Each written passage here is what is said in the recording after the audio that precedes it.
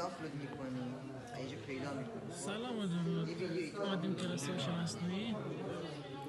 هم یک ویدیو تستی از کلاس که تکلیفمونه در گفتن که یک ویدیو آپلود کنیم واسه استارت کار یوتیوب بود و الان هم دارن ایشون از کلاس پشتیبانی میکنن.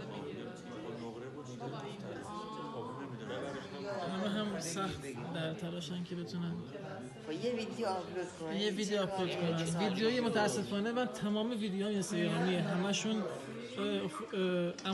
عمودیه، هیچ کدوم افقی نیستن. الان 1 دقیقهش میکنم آپلودش میکنم داخل کمتر بیشتر 1 دقیقه باشه کافیه دیگه، کمتر فقط برای آموزش. یه